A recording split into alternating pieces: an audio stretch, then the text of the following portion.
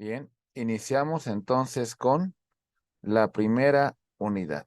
Bien, eh, tal vez pueda ser una materia teórica y práctica, posiblemente a muchos no nos es tan grato el tema de la investigación, pero es una parte fundamental para cualquier científico del derecho. Tener una buena metodología, tener unas buenas técnicas de investigación, trabajar sobre métodos de investigación, siempre es fundamental en todo el trabajo que desempeñemos en nuestra vida profesional. Esto es importantísimo. Somos científicos del derecho, no somos técnicos. Y ello implica una gran responsabilidad y un tema importante en el tema de las herramientas que utilicemos para el conocimiento científico. Vamos a empezar entonces haciendo vamos a hacer una revisión de estos puntos que vamos a estudiar en esta primera unidad. Vamos a hablar de los diferentes tipos de conocimiento, el conocimiento científico, el crítico reflexivo, el precientífico, el proceso del conocimiento humano, la clasificación de las ciencias, ciencias formales, ciencias fácticas, ciencias sociales, el proceso de la investigación científica, cómo se elabora un esquema de proceso de investigación científica, la planificación, la divulgación, la ejecución, la estructura de un proyecto de investigación como tal. Vamos a revisar la exposición esquemática de los elementos del método científico, los diferentes tipos de investigación explorativa, descriptiva, explicativa, documental, de campo, experimental, pura, aplicada, la clasificación de las fuentes de información por su objeto, por los datos, por características, por la utilidad, por su información, por la organización, las fuentes que consultamos como estudiantes, aspectos de la investigación, y vamos a hablar de método de investigación, método de observación, método deductivo, análisis, síntesis y otros métodos en particular, que es muy importante que conozcamos nosotros. Vamos a empezar, mis queridos amigos, analizando estos tipos de conocimiento. Si vamos a un primer nivel, tenemos un conocimiento precientífico o sensoperceptivo. Lo primero es conocemos el mundo que nos rodea desde su aspecto tangible, desde lo que percibimos con nuestros sentidos, desde lo que observamos, desde lo que sentimos, desde la imagen que nos da una cosa. Entonces, conocemos el mundo a través de la textura, a través del cuerpo, a través de los sentidos. Ese es un primer elemento que nosotros tenemos. Tenemos un aspecto dogmático que tiene que ver con creencias, que tiene que ver con ideas, que tiene que ver con valores que nos son inculcados, ¿verdad? Y este aspecto dogmático, pues hasta cierto punto lo tenemos desde que estamos muy pequeños y son los valores que nos inculcan. Hay un punto que tiene que ver con una inteligencia emocional, que tiene que ver con un sentido común, que tiene que ver con un conocimiento o podríamos llamar con una base de naturaleza empírica. Muy bien, también esa es una cuestión fundamental. Y muchos podemos de alguna manera desarrollarnos dentro de este conocimiento y podemos generar un crecimiento. También es una realidad, ¿verdad? Y también, por supuesto, los mitos, las leyendas, las historias, cuestiones que de alguna manera sabemos que solamente quedan en un estudio, en un análisis de aspectos que no son reales, pero que de alguna manera podemos tener una percepción como si fuesen reales, ¿verdad? De ahí partimos a un siguiente nivel, el conocimiento crítico reflexivo. En este punto ya cuestionamos, en este punto ya indagamos, en este punto ya confrontamos, ¿ok? Y bueno, en el punto ya del conocimiento científico, buscamos el origen de las cosas, buscamos de dónde surgió, tratamos de dar una explicación, pero esa explicación es sistematizada, lleva un orden, lleva un método, lleva técnicas. Entonces, ¿cómo lo podemos nosotros visualizar en un esquema muy práctico? Ahí va. Entonces, ¿qué es lo primero que tenemos en particular? Aquí va.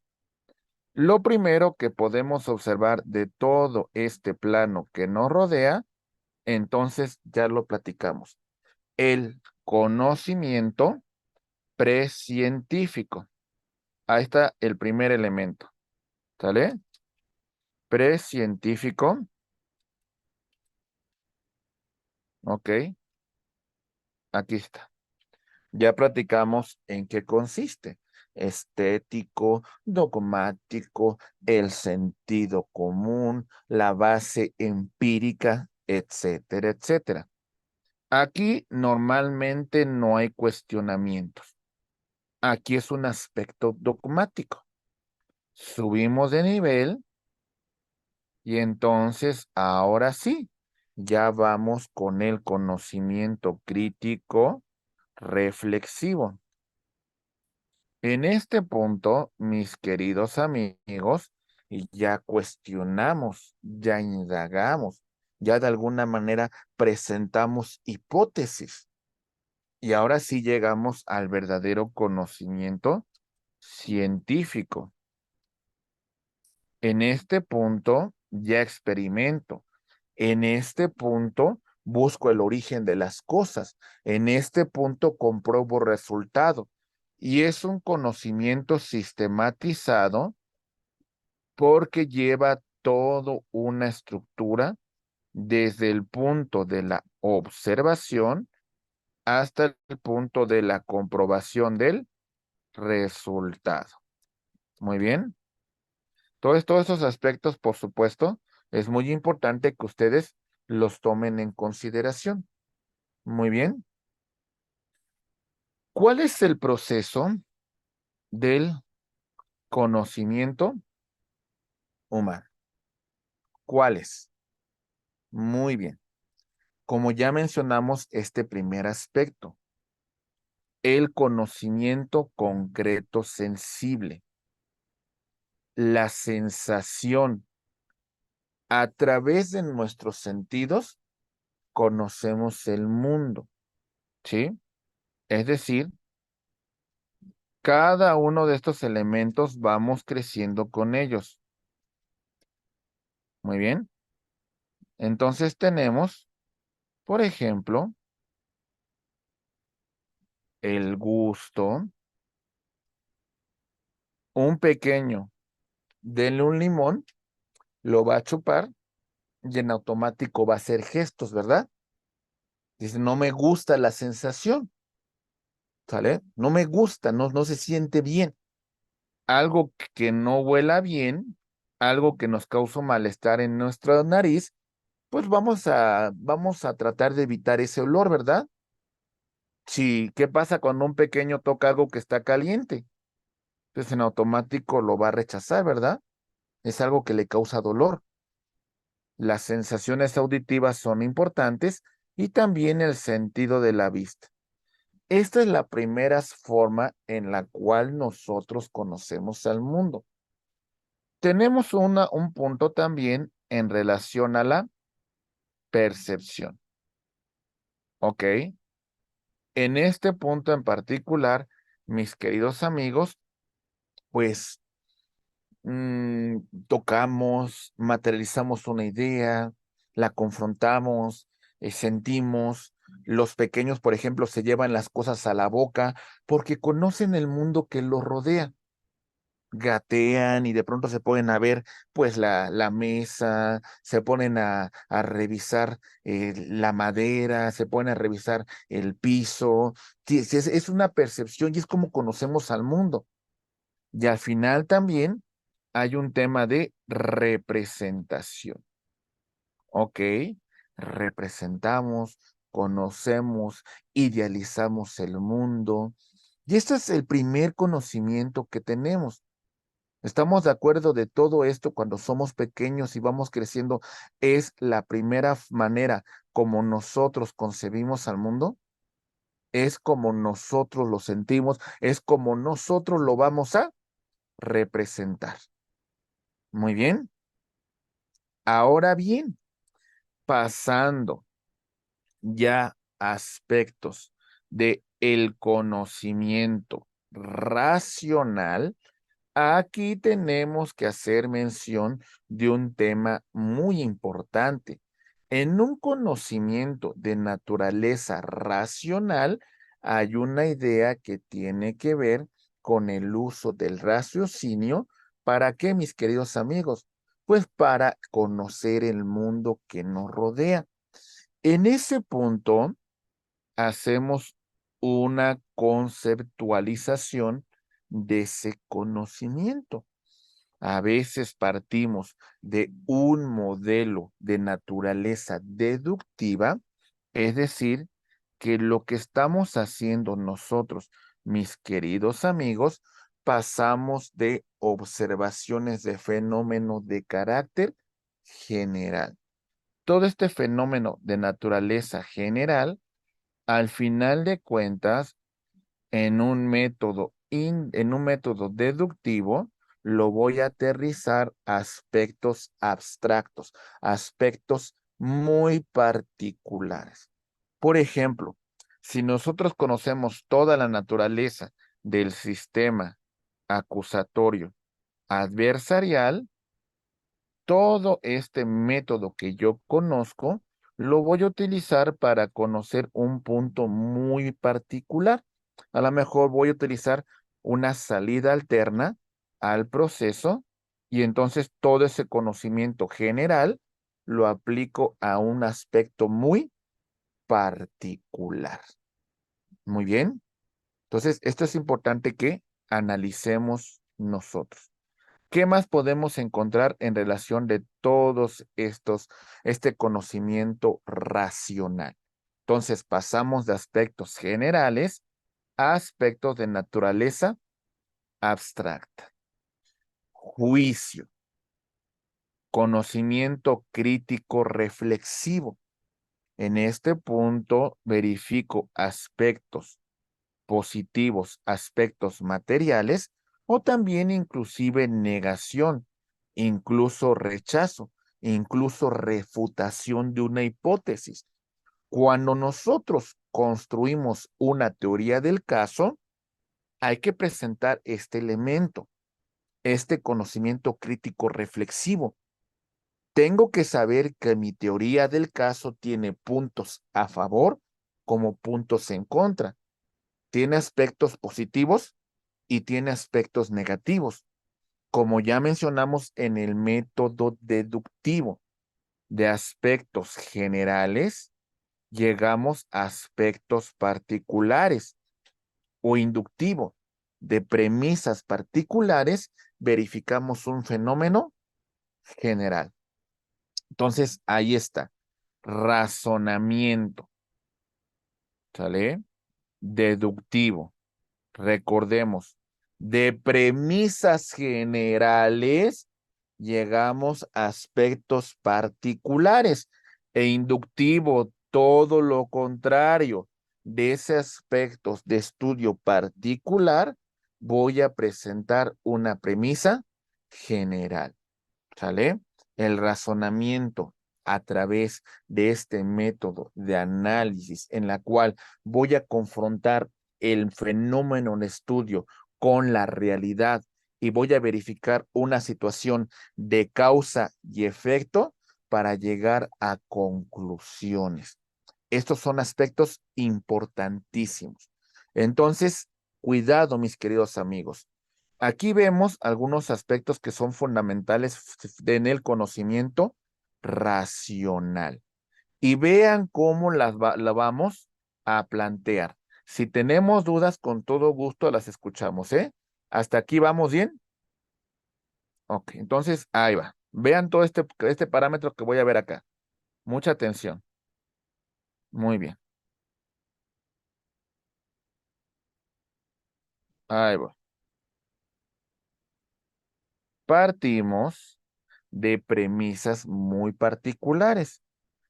Iniciamos con la observación, revisando el mundo que nos rodea. Desde esta perspectiva, voy a hacer un planteamiento del problema. Ok. Después, ahora sí, voy a formular una hipótesis. Muy bien. De esta hipótesis sale que es un enunciado que aún no ha sido comprobado, que aún no ha sido confrontado. Hasta este punto, yo me quedo en una teoría, ¿sale? Sí lleva un método, sí lleva una explicación, es un conocimiento racional, pero no llega todavía al punto de ciencia. Porque en la ciencia tiene que haber una experimentación y va a haber una comprobación del resultado. Entonces, en este sentido, mis queridos abogados, aquí ahora sí ya hablamos de la ciencia. Y si ese resultado se comprueba n número de ocasiones, es cuando nosotros hacemos mención de la ley. Que no lo confundamos con la ley en el sentido positivo del derecho, sino esta ley conlleva a todo este método que ha pasado por n número de comprobaciones, por lo tanto se verifica esa ley, como la famosa ley de Newton sobre la gravedad. Es una cuestión que evidentemente ya ha sido perfectamente verificada. ¿Vamos entendiendo esto, mis queridos abogados y abogadas? ¿Sí? Ok, bueno. Si tenemos dudas, por favor me preguntan, ¿eh? Ahí va. Seguimos. Muy bien. Vamos a ver todo el proceso del conocimiento humano.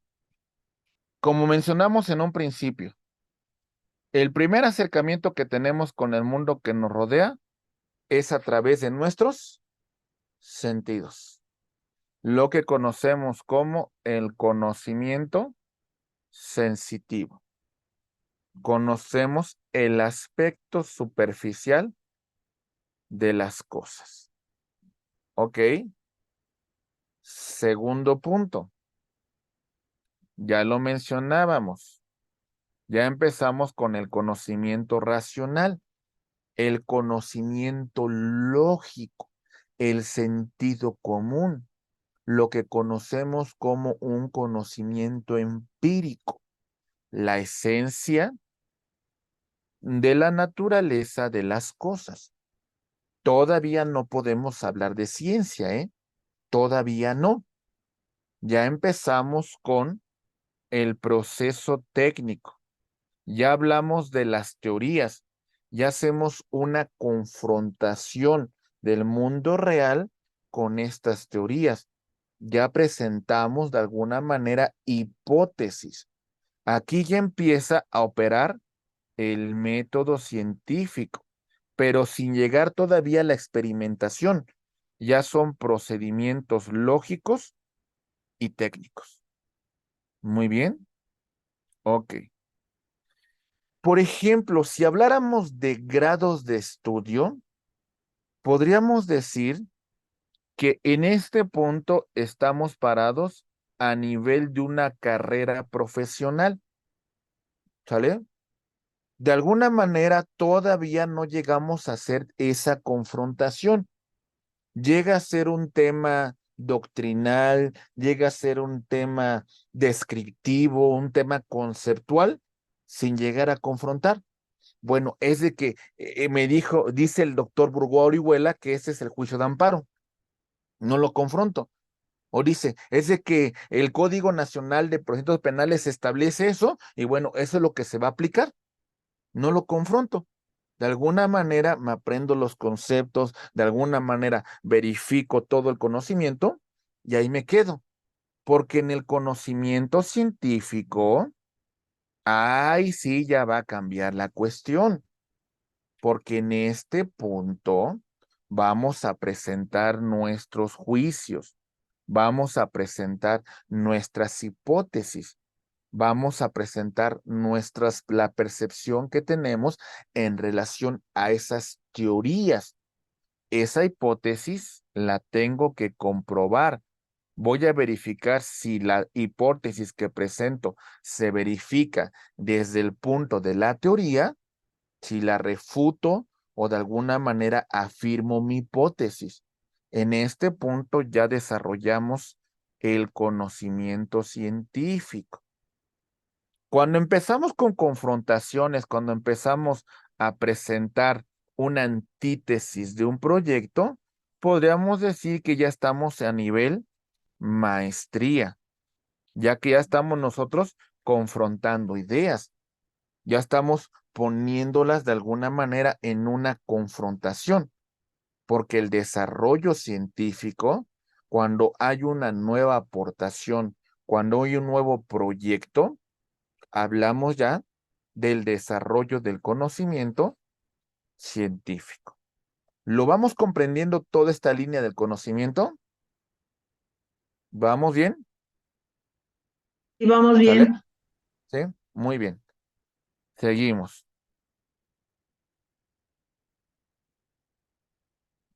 Bueno, hay un tema importante que quiero mencionar sobre el maestro Villoro, que nos hace mención de lo siguiente.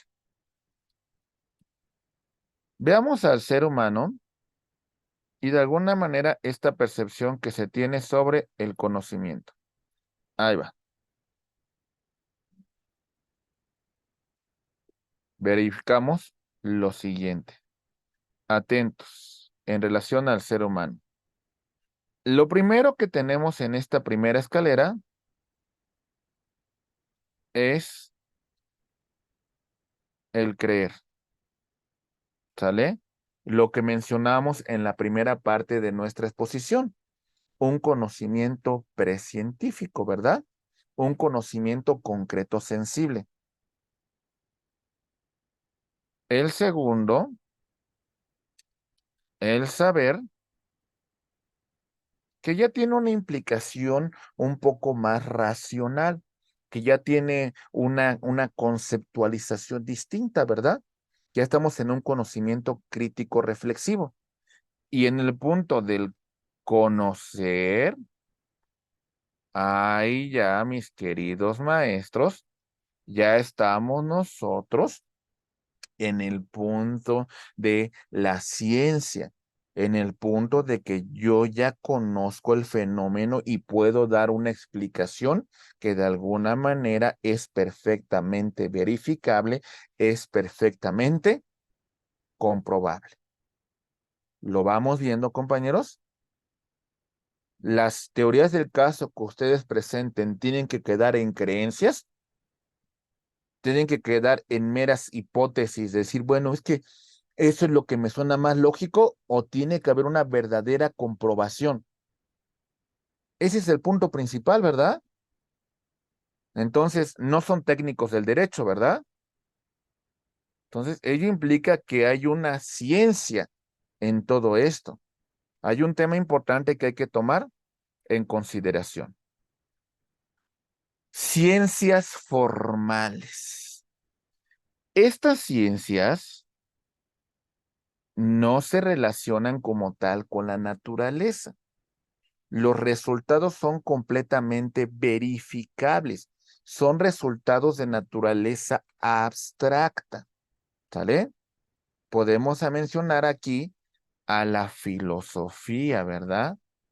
Esta parte de la ciencia verifica el origen de las cosas, las causas, los propósitos, las razones, ¿verdad?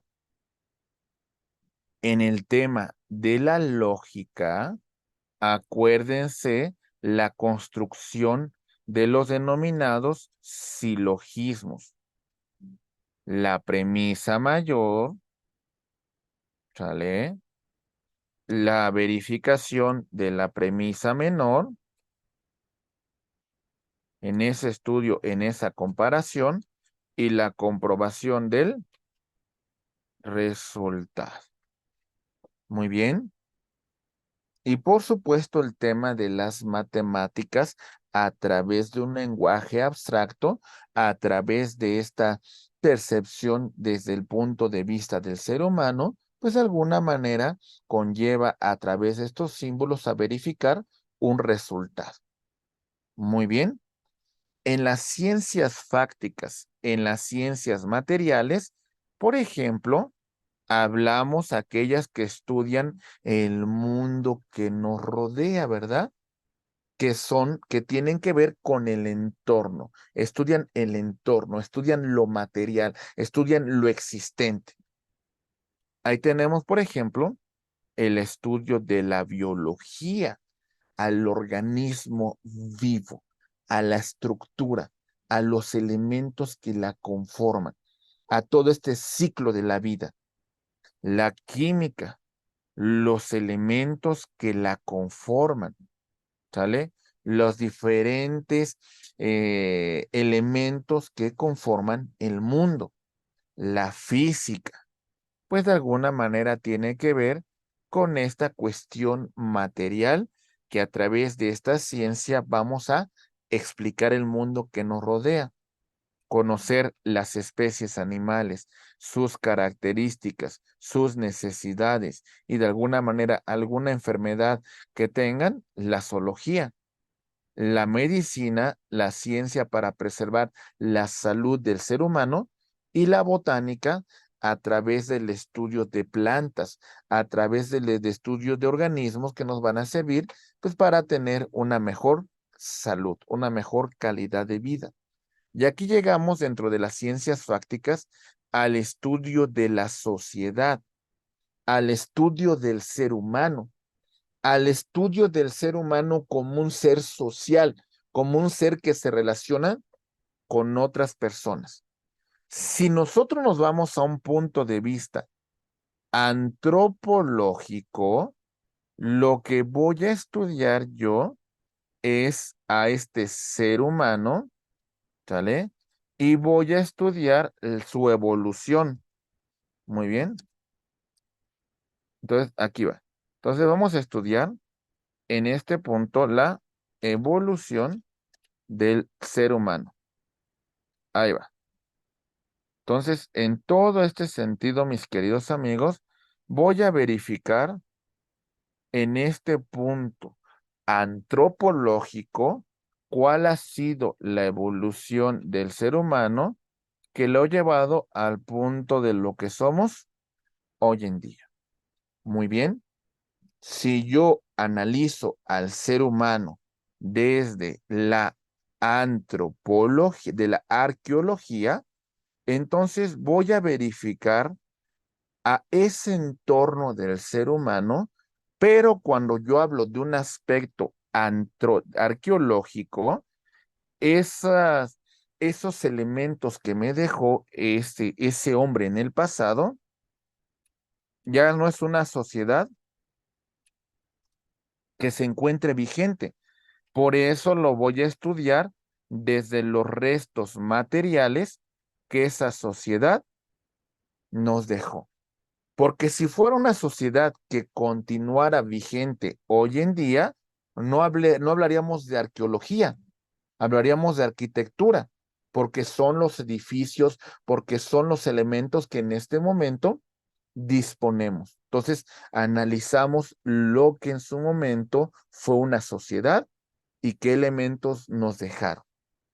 Por supuesto, también tengo que estudiar el derecho, regular la conducta del ser humano en sociedad, verificar el tema del bien común, verificar el tema de vivir en esa armonía.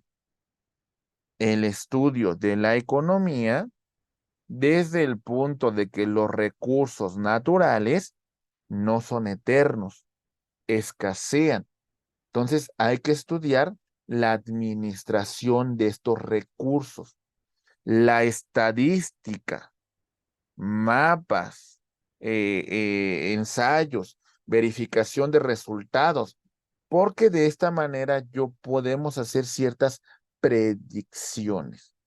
Tenemos, por ejemplo, el tema de la lingüística, la evolución del lenguaje, ¿sale? La cuestión de cómo los seres humanos nos vamos a comunicar.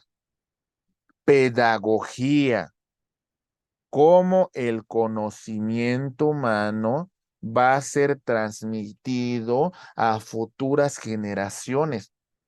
Cómo el conocimiento humano no va a quedarse aquí. Quedarse aquí no sirve de nada. Lo importante es cómo este conocimiento lo podemos transmitir a las nuevas generaciones y cuáles son los métodos que vamos a utilizar para transmitir el conocimiento. La psicología. Voy a entrar a análisis interno de cada ser humano y voy a estudiar su comportamiento. La política. No con el elemento burdo que hoy conocemos sobre política, ¿eh? La política tiene que ver con el ser humano que vive en la polis, que vive en las ciudades, que vive en el campo, que vive en que vive en la comunidad. Y de alguna manera, a través de la política, el ser humano interactúa con su entorno. Todos somos políticos hasta cierto punto porque vivimos en una sociedad, porque vivimos en una comunidad. Muy bien. Y la sociología, el estudio de la sociedad contemporánea, de sus necesidades, de sus carencias, de su evolución. Todo esto es muy importante que nosotros distingamos porque es parte de la ciencia. Ahorita vamos a entrar a las ciencias sociales y en particular a hablar de la ciencia del derecho. ¿Y cuál es el proceso que tomamos como investigadores para la investigación científica? ¿Qué es lo primero que yo tengo que indagar dentro de estas ciencias que hemos estudiado? ¿Cuál es mi tema? ¿Cuál es mi área de estudio? Es una ciencia fáctica. Dentro de mi ciencia fáctica vamos a hablar de la denominada ciencia sociales. Y en esta ciencia social, en particular, voy a hablar de el derecho. Y así podemos hacer todavía una mayor delimitación. Sobre el derecho voy a enfocarme al derecho penal. Sobre el derecho penal, voy a ser más abstracto. Voy a enfocarme al sistema acusatorio adversarial. Pero sobre el sistema acusatorio adversarial, voy a analizar en particular la etapa de investigación. ¿Ok? Es decir, al final de cuentas, nosotros vamos a ir delimitando nuestra investigación. ¿Sería factible decir que voy a hablar de todas las ciencias sociales?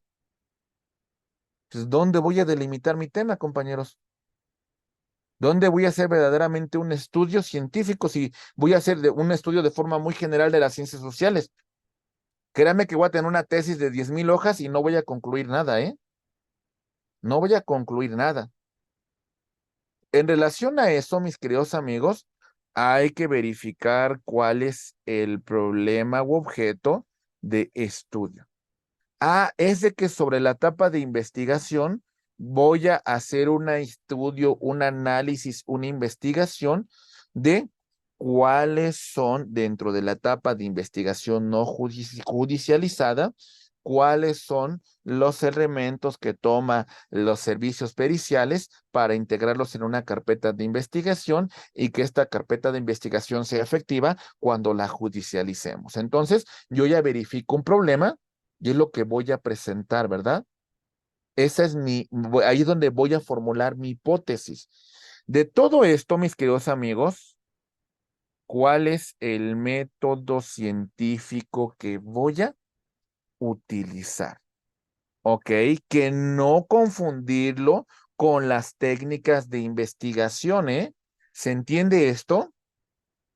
Es una investigación documental, es una investigación de campo, es una investigación descriptiva. ¿Qué tipo de investigación va a ser? ¿Y qué técnicas voy a utilizar? Fichas de trabajo, temas de marcos conceptuales, entrevistas, muestreo, etcétera, etcétera. ¿Entendemos eso? ¿Sí?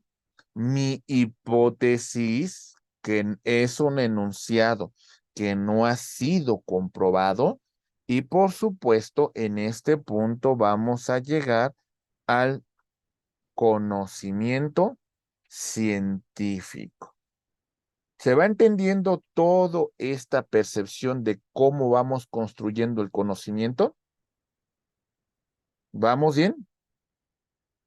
¿Sí? Muy bien. Sí, sí se va entendiendo muy bien. Ok, ahí va. Este es el esquema del proceso de una investigación científica.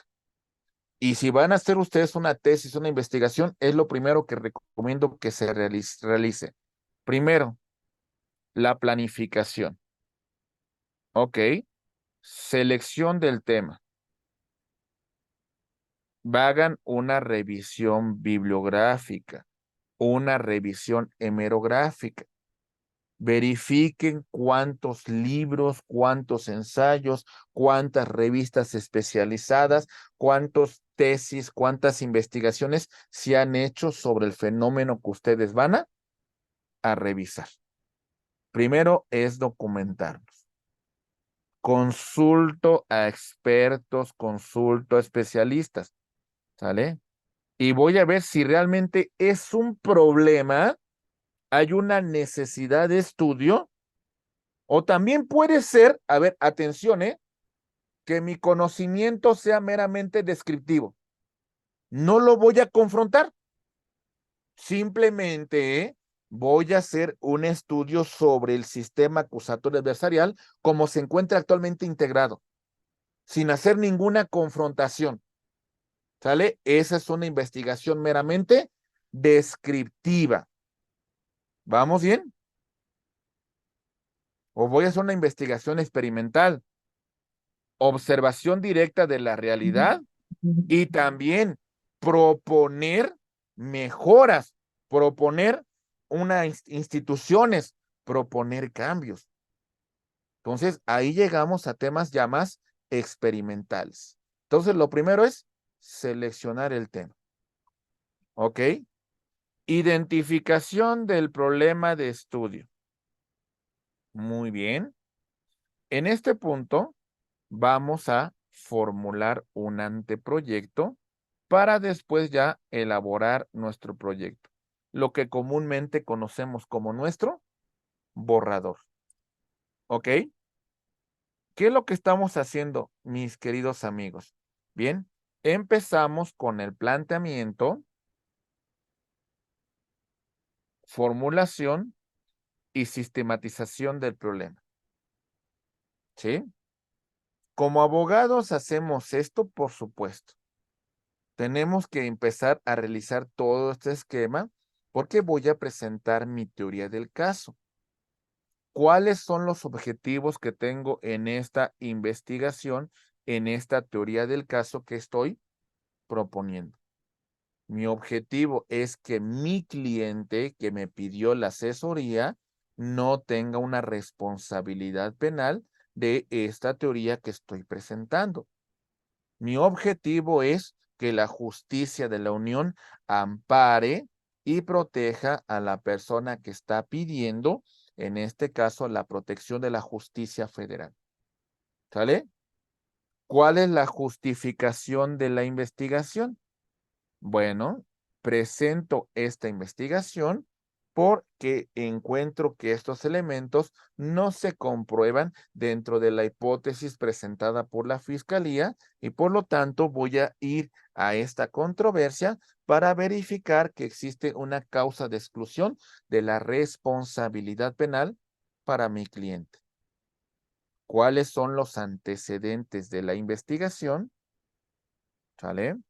Las teorías que voy a utilizar, los conceptos que voy a presentar, presento mi hipótesis con sus posibles variables, ¿eh?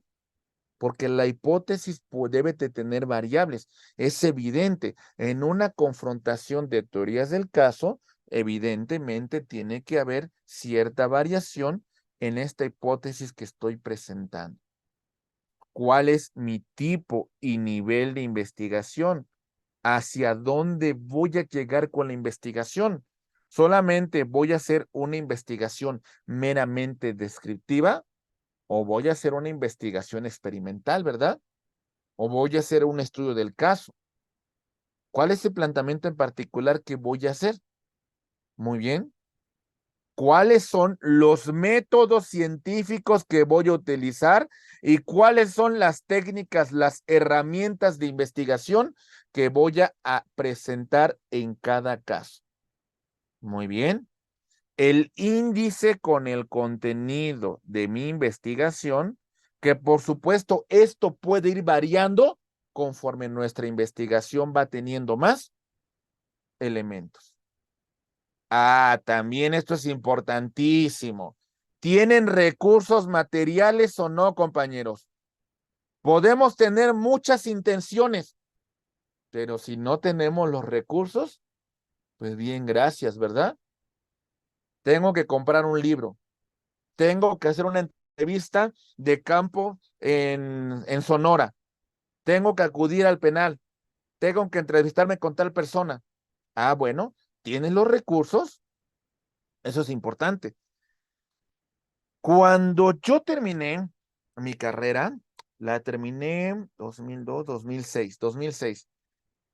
Para el 2007 en particular, mi proceso de desarrollo de titulación fue una tesis en la cual, pues de alguna manera trabajé mucho tiempo atrás y durante el desarrollo de mi tesis dije, voy a dedicarle 6 meses completos sin tener ningún otro trabajo más que la tesis, 6 meses completos. Y los recursos que ya con antelación había juntado fue lo que utilicé para erogar en la tesis. Ese fue el objetivo en particular. Hay que tener recursos, no solamente económicos, sino también tiempo. Hay que organizarnos. Por eso también la presentación de un cronograma de actividades. Y mientras más disciplinados sean ustedes, ¿qué creen, mis queridos maestros? Mejor van a llegar a su conclusión. Si no son disciplinados, la investigación va a ser muy difícil. Y créame que la disciplina es en todo lo que ustedes realicen. Si son fiscales, si son abogados de la defensa, si son asesores jurídicos, si son maestros, lo que se dediquen, compañeros, esto es importantísimo, ¿eh? A lo que ustedes se dediquen, ¿sale? Porque somos científicos. Y bueno, y buscamos la bibliografía. Todo esto es mi planificación. ¿Nos queda claro qué estamos haciendo, mis queridos amigos? ¿Vamos bien? ¿Ya tengo todo listo? Sí, Ahora sí, vámonos al siguiente paso.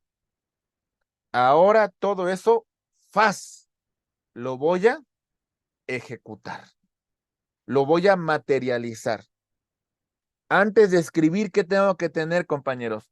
Antes de agarrar y empezar a escribir mi tesis, antes de empezar a desarrollar mi investigación, ¿qué tendría que tener con antelación?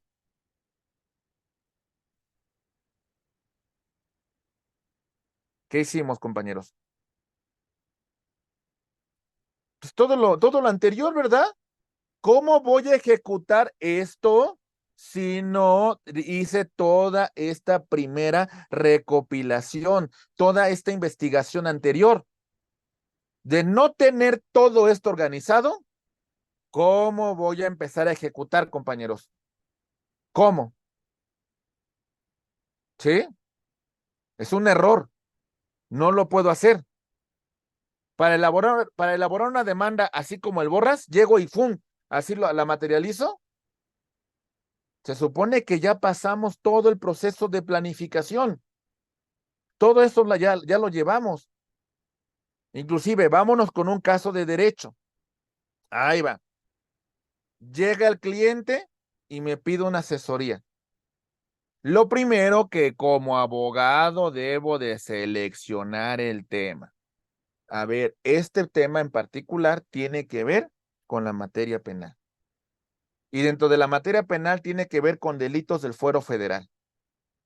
¿Sale? Empiezo a revisar jurisprudencia, doctrina, legislación, etcétera, etcétera.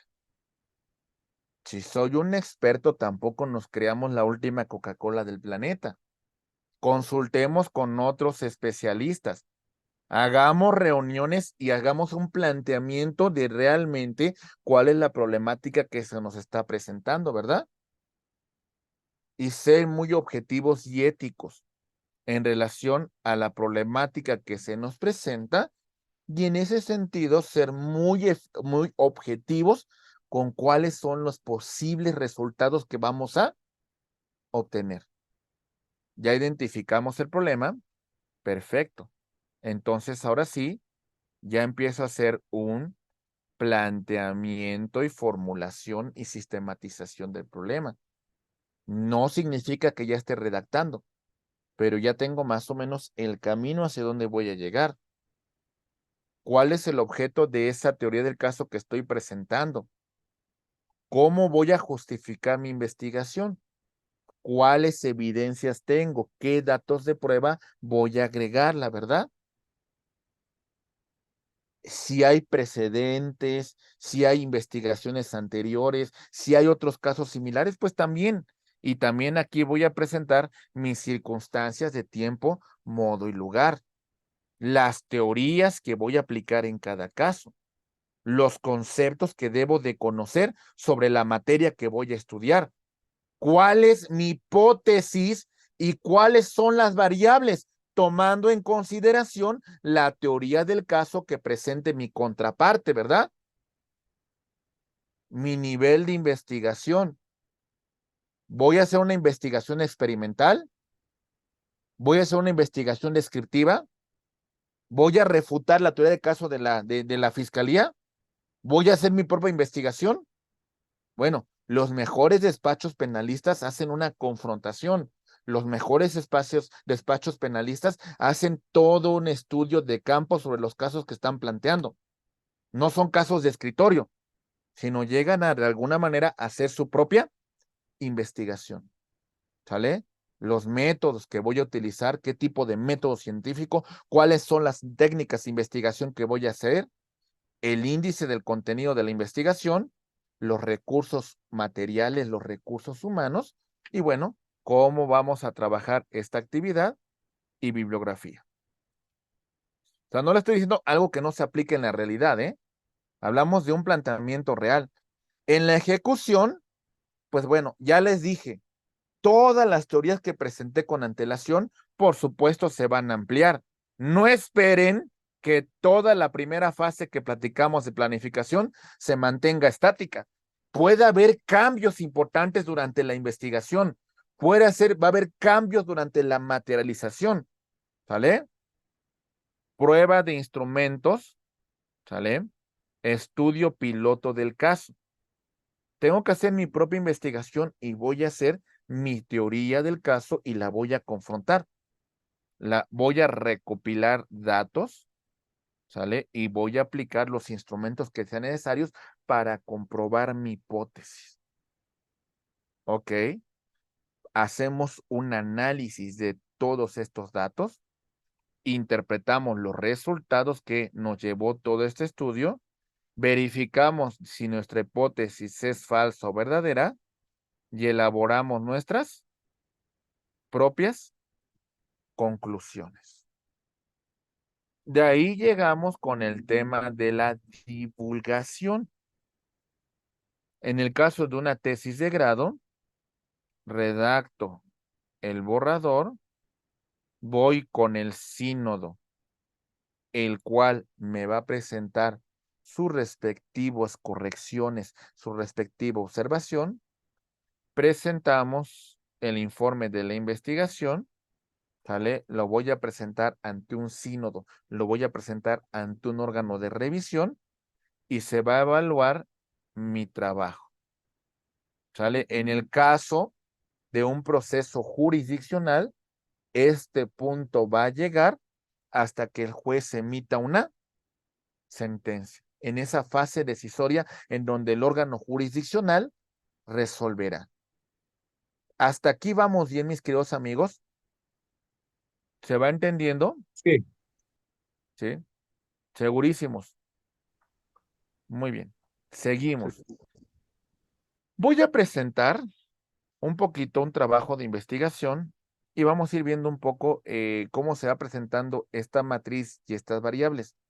La interrogante que realizo es, hay una reforma constitucional de junio del 2011 y mi pregunta es, ¿cuál es el papel que tiene la Corte en el ejercicio del control de constitucionalidad y el control de convencionalidad? ¿Sale? Esa es mi hipótesis, ese es mi planteamiento que voy a verificar. El objetivo general, ¿cuál es el propósito de mi investigación? Voy a estudiar, voy a analizar, voy a comprobar, voy a refutar el verbo rector es en infinitivo. ¿Cuál es el papel de la Suprema Corte de Justicia de la Nación con motivo de la reforma constitucional en el ejercicio del control de constitucionalidad y el control de convencionalidad? Mi hipótesis. Si de este objetivo general, si de este planteamiento verifico que el del todo la Corte no cumple con todos los requisitos para una efectiva tutela de los derechos humanos, aquí está mi hipótesis. Digo que debemos de dotar a la Suprema Corte de Justicia de la Nación con mecanismos preventivos para la garantía del control de constitucionalidad y convencionalidad y la efectiva tutela de derechos humanos. Es decir, yo estoy confrontando. Yo digo que del todo la Corte no tiene un papel preponderante ahorita, que sí lo debe tener y que tiene que tener mayores elementos. Y aquí está el título de mi investigación: la Suprema Corte de Justicia de la Nación como garante del control de constitucionalidad y convencionalidad en el Estado Constitucional de México. Es un planteamiento, nada más. ¿Vamos bien? ¿Sí? Muy bien. En este punto, vamos a hacer preguntas con las cuales vamos a verificar objetivos muy específicos. Ahí va. Y normalmente las preguntas que realicen van a formar sus respectivos capítulos. Primera, ¿cuál es el papel de la Suprema Corte de Justicia de la Nación a partir de la reforma constitucional? Esa es la pregunta. Objetivo específico. ¿Cuál es la importancia de esa reforma constitucional en la tutela de derechos humanos? Y como tal, mi capítulo primero versará sobre la reforma constitucional y la tutela de los derechos humanos. Segunda pregunta, ¿cuáles son los principales modelos y características de los medios de control de constitucionalidad? Objetivo específico. Quiero estudiar, quiero analizar, quiero confrontar los diferentes medios de control de constitucionalidad y cuáles son sus principales características. Entonces, el segundo capítulo, ¿sobre qué versará, compañeros? sobre los medios de control de constitucionalidad. ¿Se dan cuenta? ¿Sí? Tercero, ¿cuál es el alcance? Ahora voy a limitarme al control de convencionalidad, conforme a los criterios de la Corte Interamericana de Derechos Humanos.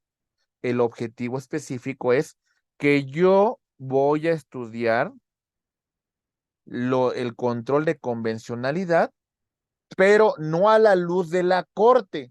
Ahora digo que va a ser a la luz de la Corte Interamericana de Derechos Humanos. Por eso, este capítulo tercero tiene que ver sobre el estudio del control de convencionalidad de conformidad con la jurisprudencia de la Corte Interamericana de Derechos Humanos. ¿Vamos bien, compañeros? ¿Alguna duda, algún comentario que tengamos sobre esta variación, esta matriz segunda? ¿Sí? Muy bien. Ahí va.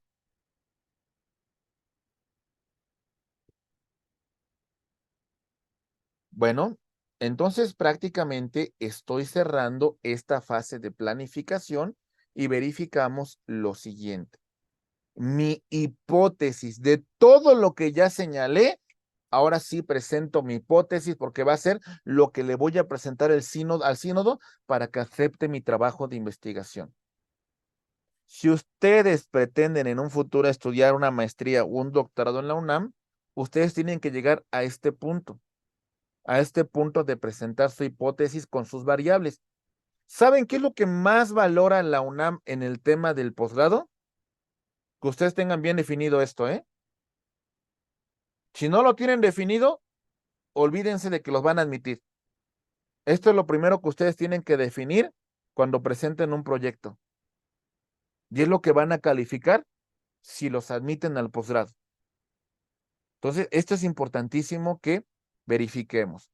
En esta variable vamos a encontrar que mi hipótesis es que la reforma constitucional del 2011 en materia de derechos humanos, que es muy importante fijar cuál es el criterio de la Suprema Corte de Justicia de la Nación en el ejercicio de estos dos controles que surgieron a partir de esa reforma. ¿Para qué?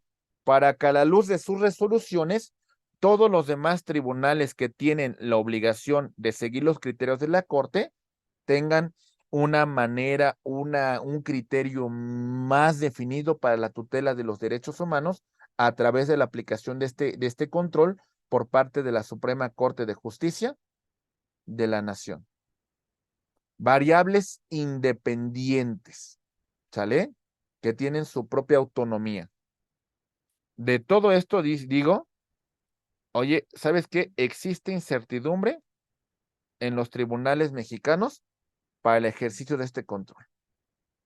Los tribunales no saben cómo ejercer este control y la Corte tiene que dar la pauta de cómo se va a realizar. Variables dependientes. Digo que es ineficaz la actuación de la Suprema Corte de Justicia de la Nación en la aplicación de este control. Y esa ineficacia nos lleva al punto de que los tribunales no tengan cómo aplicar este control. ¿Cuáles son mis indicadores? Digo que hay tesis contradictorias del Poder Judicial en la aplicación de este ejercicio. Digo que hay una incertidumbre constitucional porque no se establece en el texto de la Constitución cómo se aplicará este control y cuáles son, pues de alguna manera, los alcances que tiene el control de constitucionalidad y el control de convencionalidad. Mi otro indicador, hay una violación de derechos humanos por la ineficacia en la tutela de los mismos por parte de los órganos jurisdiccionales. ¿Lo entendemos? Ya están mis fuentes con las cuales me voy a basar. Mis textos, mi investigación, mis fuentes formales, ¿sale? Mi ley, doctrina, jurisprudencia, principios generales del derecho, documentos, jurisprudencia, constitución, leyes federales, leyes locales, reglamentos, decretos, etcétera, etcétera. ¿Quedó claro esta matriz 1, 2 y 3? ¿Sí? ¿Seguros? Ok, muy bien. Ahí va. Estructura de un proyecto de investigación jurídica. Esto es importante que lo conozcamos, mis queridos amigos. Y bueno, normalmente su capítulo primero va a ser el estudio de la problemática que ustedes me están presentando. Vamos a hacer un planteamiento del problema, formulación del problema, su estudio práctico, cuáles son los objetivos de la investigación y la justificación. ¿Sale? Porque en mi capítulo segundo voy a entrar al marco teórico y aquí también pudiésemos entrar a un marco normativo, analizando las normas que se aplican al caso en particular, los antecedentes de la investigación, las bases teóricas, definimos términos, presentamos la hipótesis y verificamos variables e indicadores. ¿Ok? El capítulo tercero se va a enfocar más en un marco metodológico. Tomen en cuenta esto, ¿eh? Todo lo que quieran en el tema normativo, aquí lo vamos a analizar. En este punto número 3, vamos a verificar cuál es el tipo de investigación, cuál es el nivel de mi investigación, cuáles son los métodos que estoy utilizando.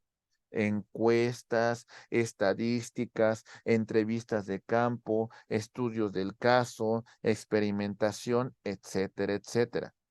Puedo presentar aquí mis resultados, cómo recopilé esta información y cómo la aterricé en esta investigación que estoy presentando. ¿Sale? Normalmente, cuando lleguemos al capítulo 4, el índice del contenido del trabajo, los recursos humanos, materiales y financieros, cronograma de actividades y la biografía, anexos y apéndices que voy a agregar a esta investigación. ¿Ok? Entonces, estos son los elementos que tomamos en consideración para la aplicación del método científico. Los conceptos, su definición, la presentación de la hipótesis, su variable dependiente e independiente y los indicadores. ¿Ok? Ya nos quedó un poquito claro este proceso de la investigación. ¿Sí? Muy bien. Vamos a empezar entonces, mis queridos amigos, haciendo un tema sobre los métodos que vamos a utilizar en cada caso en particular. Pero entonces, reitero, esto es muy importante por lo siguiente. Como abogados, partimos entonces, en primer lugar, de este elemento de planificación. En todo este punto, mis queridos amigos, conlleva todo lo que hemos platicado. La selección del tema, ¿sale? Aquí podríamos hablar de la selección de la materia, etcétera, etcétera. La identificación del problema, porque muchas veces ni el cliente lo sabe, no lo sabe, y no nos podemos aventurar como el borras a decir lo primero que se nos ocurra. Hay que hacer toda esta planificación.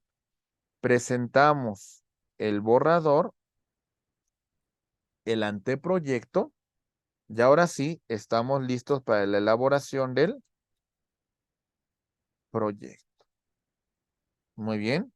Recuerden todo lo que lleva esta preparación.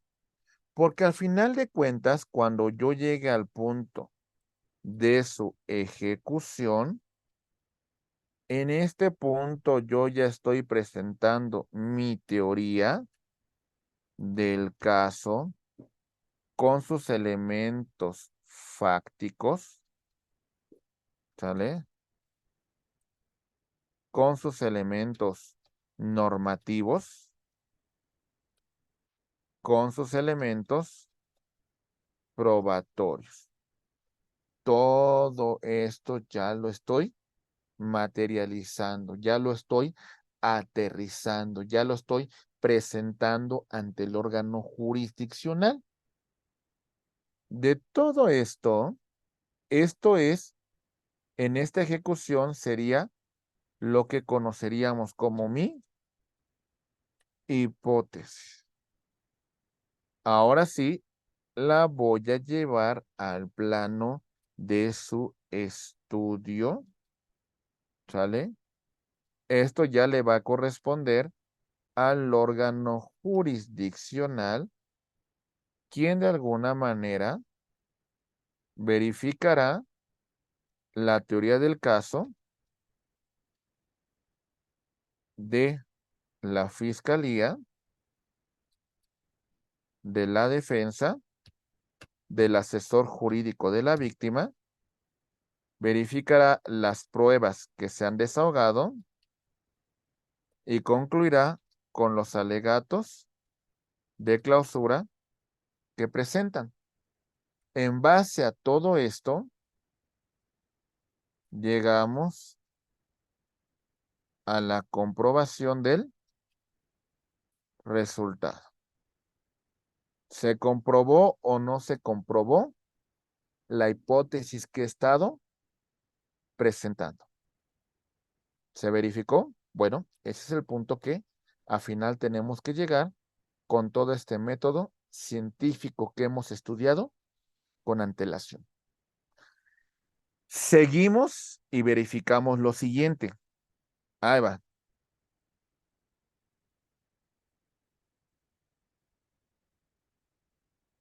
Muy bien. Los diferentes tipos de investigación. ¿Cuál es el nivel de investigación que voy a desarrollar? Exploratoria. Vamos a formular el planteamiento del problema y vamos a presentar una hipótesis. ¿Sale? ¿Vamos bien? Ok. Descriptiva. Presento mis variables. ¿Sale? Antes de empezar con la descriptiva, yo ya tengo mi hipótesis, si no, no lo puedo hacer. Y voy a hacer mi correlación, voy a hacer mi estudio comparativo. ¿Ok? Muchas tesis a nivel licenciatura se quedan a este nivel meramente descriptivo. ¿Ok? Ya en la parte explicativa, ahora sí, ya hago una comparación, ya hago una confrontación, ya hago una experimentación. ¿Entendemos entonces ese nivel de investigación? ¿Hacia dónde vamos a llegar? ¿Vamos bien? ¿Sí? Por ejemplo, si un cliente les pidiera solamente un tema de asesoría, ¿en qué tipo de investigación se van a quedar ustedes, mis queridos maestros? ¿En qué tipo de investigación?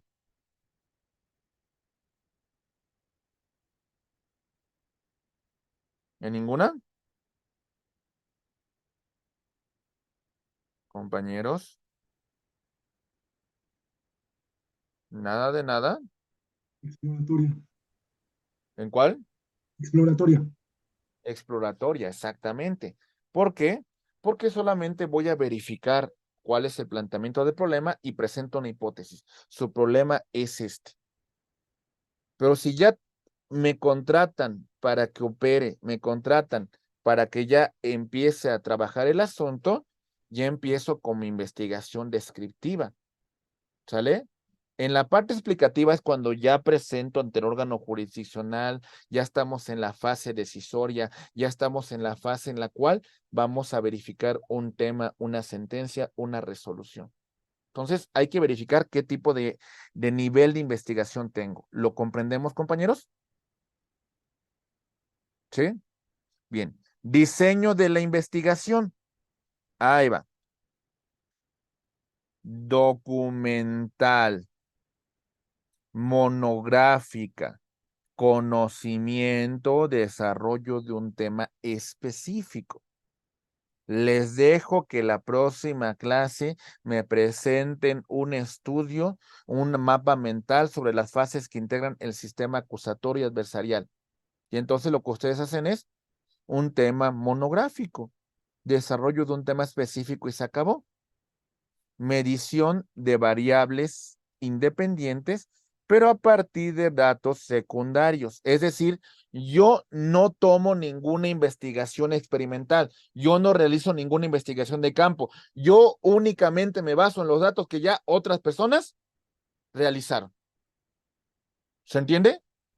Ya lo que otras investigaciones realizaron, lo que otros aportaron, esa va a ser mi variación, esa va a ser mi diseño de investigación. Todo parte a partir de datos secundarios. Yo no soy el actor principal, yo soy el actor secundario. Yo solamente recopilo información.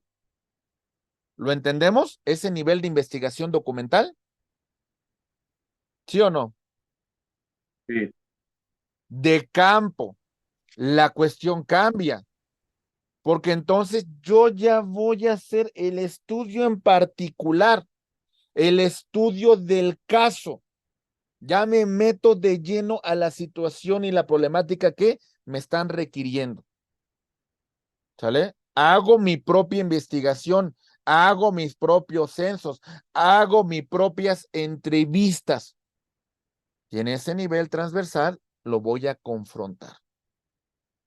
Por ejemplo, ¿recuerdan la película de Presunto Culpable? Eso se basó en una tesis doctoral. ¿Qué tipo de investigación hicieron? ¿Documental o de campo? ¿Qué tipo de investigación? Por supuesto que también fue documental, ¿verdad? En un principio, le voy a decir por qué.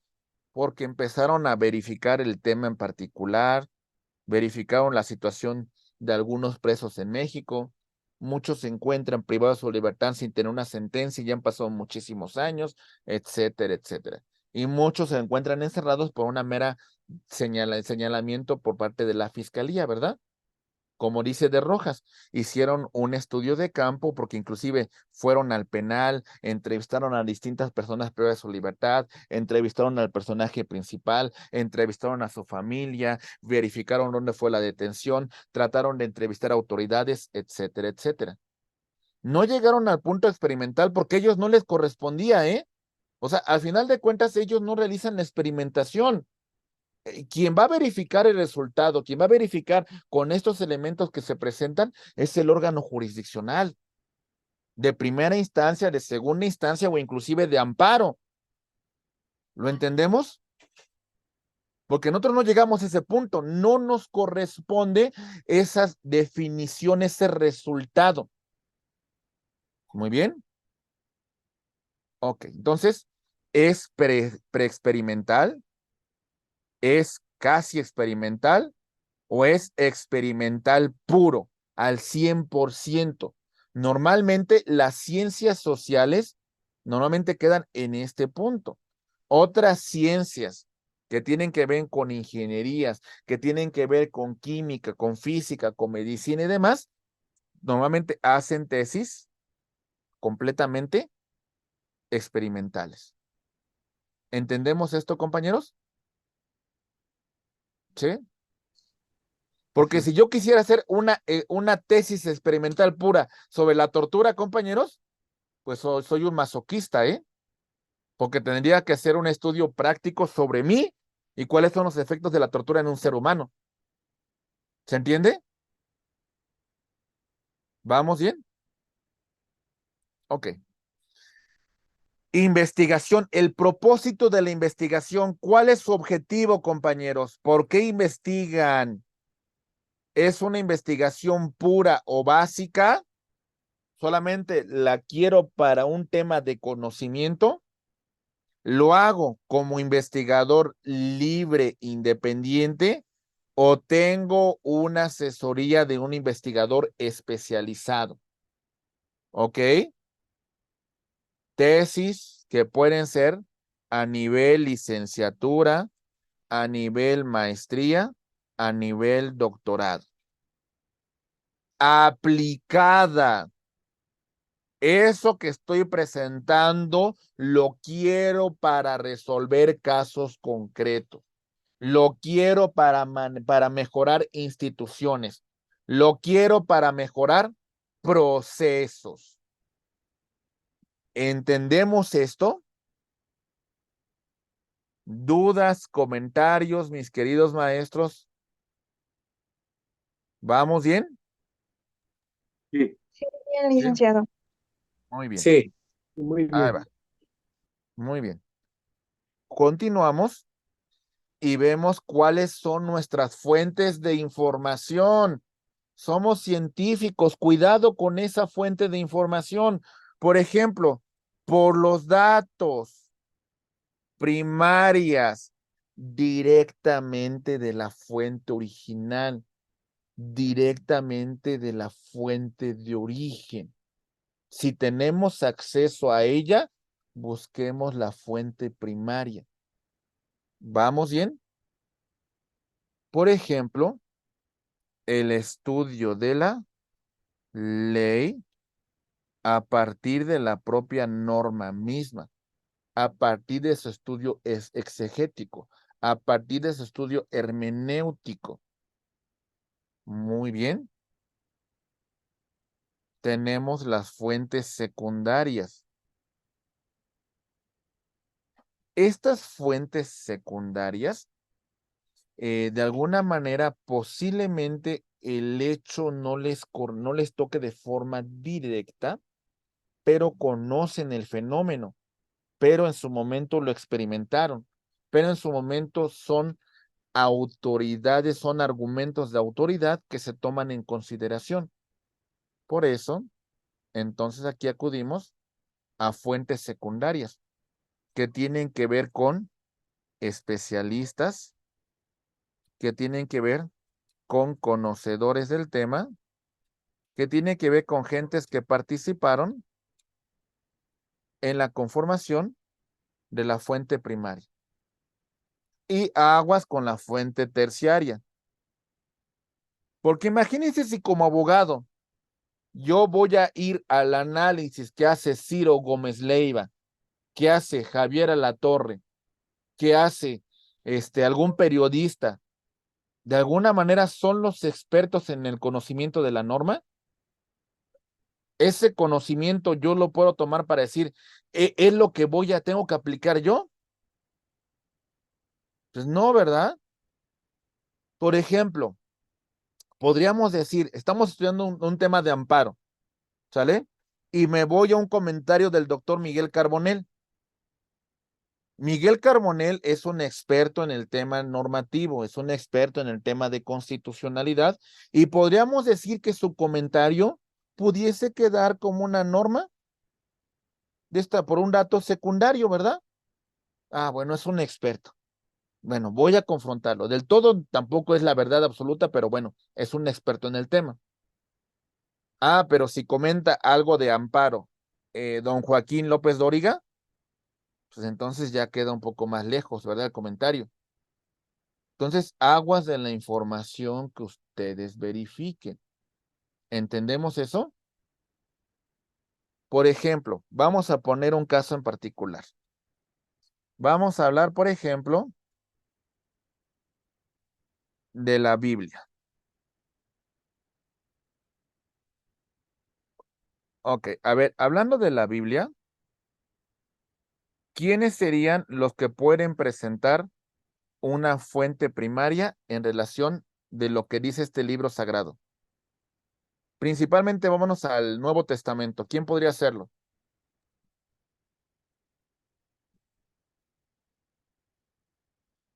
¿Quién? Padre. Mi estimado maestro Juan Francisco. Los clérigos. Obviamente, pues los religiosos. No, Las autoridades eclesiásticas. no, los apóstoles. Es una fuente primaria porque ellos estuvieron ahí, Ok. porque ellos lo presenciaron, porque ellos son los que conocieron a Jesús de carne y hueso. ¿Me entienden? Entonces es una fuente primaria. Muy bien.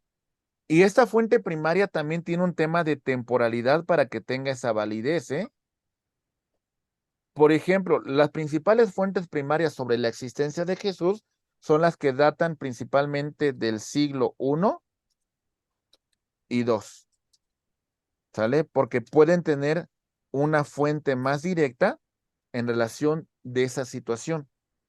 Ahora sí, las fuentes secundarias, ahora sí, ya tienen que ver con los clérigos, con los estudiosos de la Biblia, con los conocedores de la palabra, con el Papa y con otras autoridades. ¿Vamos bien? Esas serían fuentes secundarias. Las epístolas papales y demás datos. ¿Ok? Y por ejemplo, que de pronto llegue alguien a su puerta y les diga, te voy a platicar de la palabra, pues bueno, esa ya es una fuente terciaria, ¿verdad? Porque de alguna manera pues, podemos hasta hablar ante una persona que no es del todo especialista. ¿Lo entendemos? Sí. ¿Sí? Entonces, por ejemplo, ahora vamos a hablar de la norma. Ahí va. Como tal de la ley. ¿Cuál sería la fuente primaria de la norma? ¿Cuál ¿Pueden sería, ser los compañero? legisladores? No, la propia norma en sí. La propia norma. ¿Se entiende? Es decir, el estudio exegético de la norma. El estudio, si ustedes tienen hasta lingüístico, a lo que a la letra quiere decir, a la hermenéutica normativa. ¿Sale? Si ustedes quieren, me voy al diario de debates para encontrar el propósito de la norma. ¿Para qué se creó? Esa es una fuente primaria. Fuente secundaria, ahora sí, lo que ustedes me dijeron, el legislador que la creó. ¿Quién más podría ser? Los expertos en leyes, ¿sale? Los jueces, las personas que interpretan la norma. ¿Nos queda claro? Sí. ¿Sí? Y la fuente terciaria, pues sería cualquier otro que trate de hacer una explicación sobre la norma. ¿Vamos bien? ¿Sí? Muy bien. Ahí va. Por su objeto. Aguas, aguas. Ahí voy, ¿eh? Por su objeto. Fuentes directas.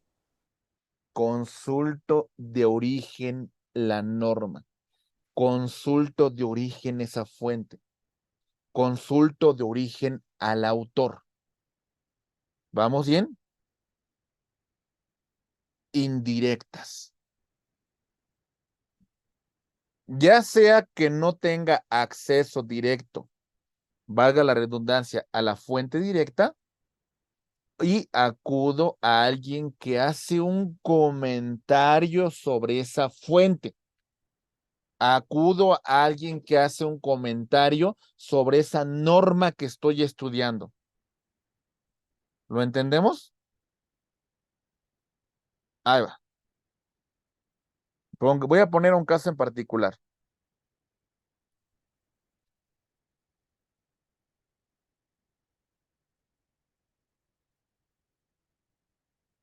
voy a hablar del Corpus Juris que nos presenta Justiniano.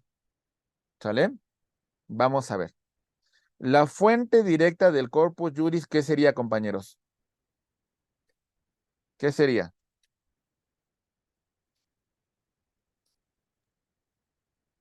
Norma, la misma norma. Tendría que acudir yo a estudiar el Corpus Juris, así de origen en ese latín que se encuentra escrito, o también en este punto también consultar los comentarios de los glosadores y los posglosadores, que todavía se considera una fuente directa del Corpus Juris. Fuente indirecta, a lo mejor ya acudo con los distintos libros sobre derecho romano que hacen una explicación sobre el contenido del Corpus Juris.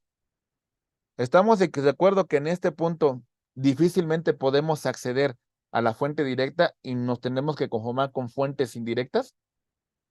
¿Estamos de acuerdo? Sí.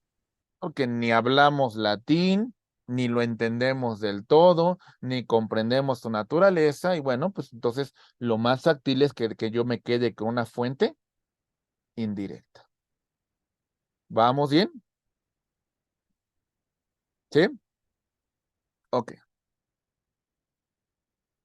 Por sus características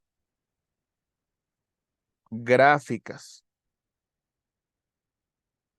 vamos a poner bibliografía, la consulta de libros especializados, hemerografía, revistas especializadas, diarios, iconográficas a través de símbolos, a través de imágenes, videográficas a través de videos, fonográficas a través de audios, a través de canciones, lo mismo que audiográficas.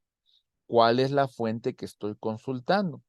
La de observación, el conocimiento de la naturaleza o también el conocimiento de la sociedad. ¿Nos queda claro de sus características, las gráficas y las de observación? ¿Sí? Por la utilidad de la fuente. Fuentes generales, ¿sale? Puede ser que no sean del todo inmediatas. Por ejemplo, analizar a las ciencias auxiliares, ¿sale? Analizar el tema de conocimientos generales.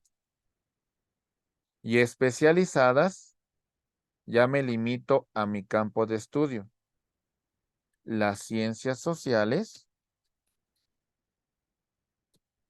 Aquí me limito todavía más y hablo del derecho. Aquí todavía me delimito más y hablo del derecho penal. Y aquí todavía me limito más y hablo del sistema acusatorio adversarial. Y todavía me limito más y hablo de las salidas alternas al proceso. ¿Vamos bien? ¿Se va entendiendo, compañeros? ¿Sí o no? ¿Sí? Muy bien. Ok. Por su información. Si estamos en el estudio, todavía en la conformación de ese marco histórico, de esa parte meramente referencial, por supuesto que acudo a fuentes antiguas. Si sus tesis son más experimentales, si sus tesis son de aplicación práctica, mis queridos maestros tienen que acudir a fuentes actualizadas. ¿Está claro, sí o no? ¿Sí? Muy Sí. bien.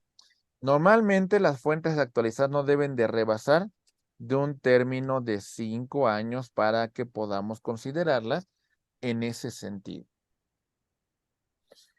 Por su organización, las fuentes acudimos a las bibliotecas, ¿sale? Tanto físicas como virtuales, lo mismo que hemerotecas, archivos a centros de información, centros de documentación, INEGI y demás instituciones. Vamos a museos, acudimos a las audiencias o también, ¿por qué no? En el caso de ser estudiante, la cátedra que nos imparta un docente, ¿verdad? Muy bien. E informales. El medio ambiente que me rodea, la convivencia con mis compañeros, la convivencia con el entorno social que tengo. ¿Está claro? ¿Vamos bien, mis queridos amigos? Ok. Ahí va.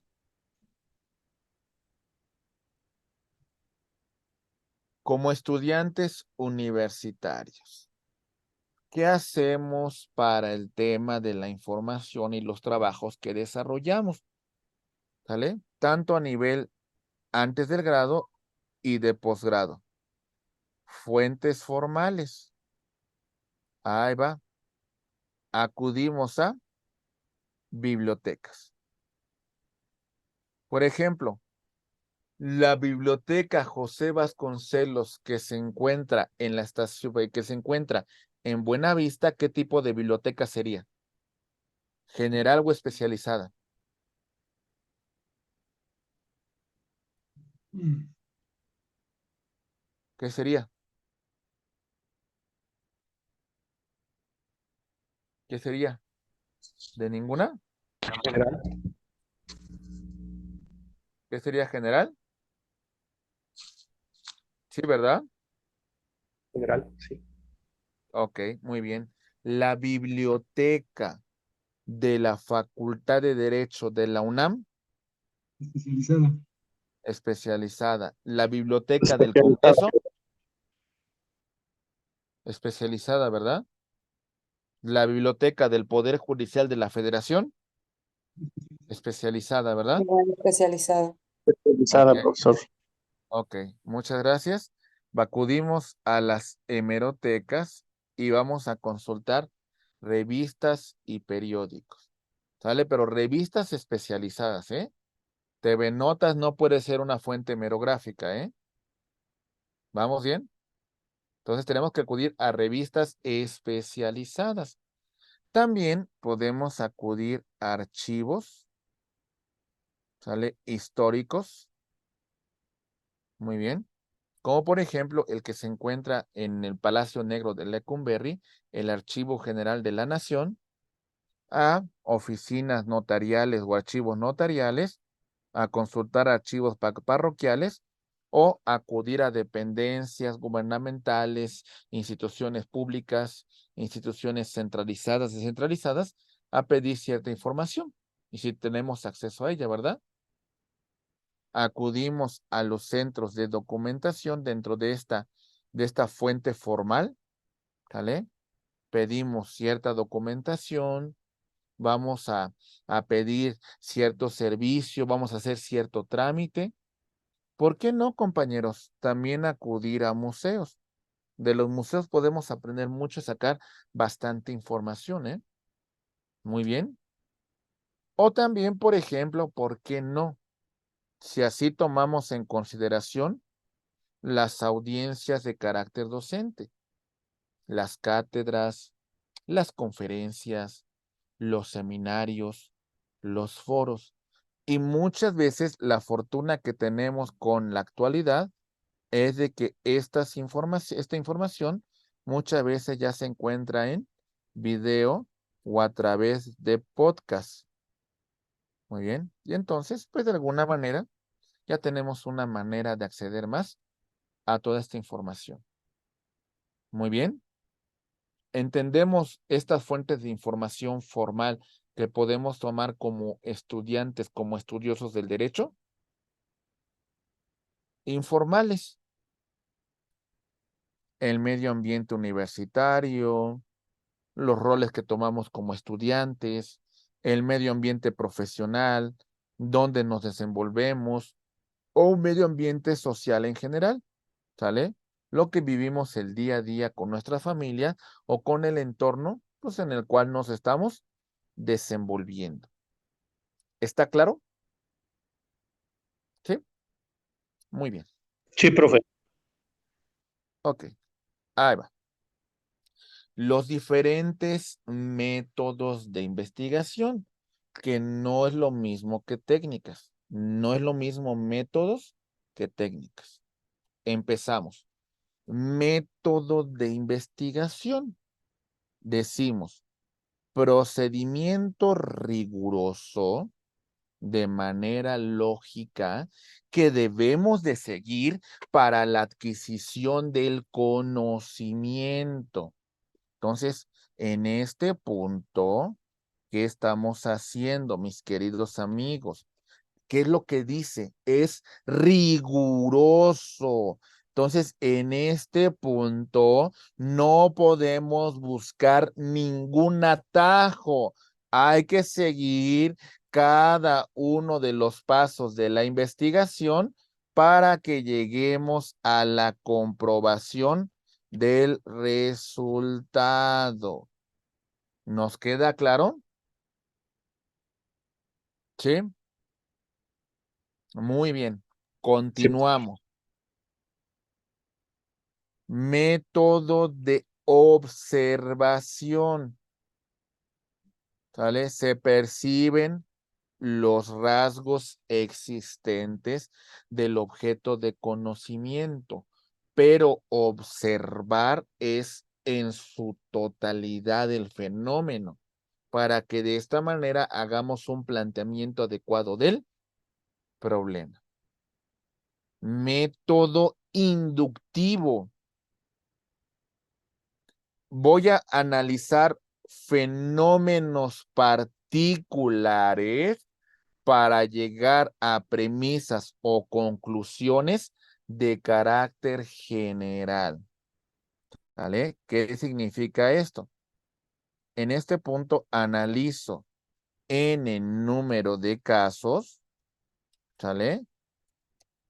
Verifico las circunstancias similares que estos casos puedan presentar y al final hago un planteamiento general de esta investigación a través de estudio de casos particulares. ¿Está claro? ¿Sí? Muy bien. Método deductivo. Todo lo contrario al inductivo. Observamos fenómenos de carácter general y voy a aterrizarlos a circunstancias de carácter meramente particular. Los circunscribo a un punto en especial. Muy bien. ¿Está claro? Sí, profe. Perfecto. Método de análisis. Vamos a identificar cada una de las partes que caracterizan a una realidad. Vamos a analizar circunstancias de causa y efecto, que es el objeto de la investigación. Entonces, analizo el fenómeno de la realidad, verifico cuáles son las causas y cuáles son los efectos que conlleva ese estudio, y ahora sí, planteo cuál es el objeto de la investigación. El método de la síntesis. ¿Sale? De lo simple a lo complejo. Los principios, las consecuencias. Hago un estudio sistematizado. No puedo partir de premisas básicas, sino todo lo contrario. Debo de elevar el nivel de mi investigación. Otros métodos. Método comparativo. Voy a verificar el fenómeno del ejercicio del control de convencionalidad con lo que ocurre en Argentina. Y voy a ver qué hacen ellos para aplicar este control. ¿Ok? Método dialéctico. Me voy a ir directamente a lo que el texto en su hermenéutica establece. Y de esa manera voy a llegar a este conocimiento empírico o meramente racional, basado en el sentido común, que podríamos decir que no es la mejor idea para iniciar un proceso de investigación, ¿verdad? Método experimental. Voy a hacer todo un estudio de un caso y voy a verificar el resultado. Consulto de estadísticas, consulto conclusiones, consulto datos, y eso va a ser la base bajo la cual yo llego al resultado. Analizo la parte histórica, hago un método sistematizado, verifico el tema de lo que en una sintaxis quiere decir la norma, en una sintaxis quiso decir el legislador, o un método intuitivo que sería una mera corazonada, que de alguna manera no podríamos decir que este sea un método serio, porque entonces basarme en una mera corazonada es tener un sesgo y eso no es un tema de investigación. ¿Vamos bien hasta aquí, compañeros? ¿Comprendemos los temas que vamos estudiando? Sí. Sí, profe. Muy bien. Sí. Muy bien, compañeros. Pues bueno, vamos a hacer, si así lo permiten mis queridos amigos, ahí voy. Aquí les voy a poner un cronómetro, un pequeño descanso para que se estiren un poco de 15 minutitos. Ya empezó a correr el cronómetro. Ahorita regresamos. ¿Les parece bien? Sí, profe. Bueno, ahorita regresamos, compañeros. Sí, Cuando lleguemos maestro. al 0, continuamos. Listo. Muchas gracias. Gracias. Gracias.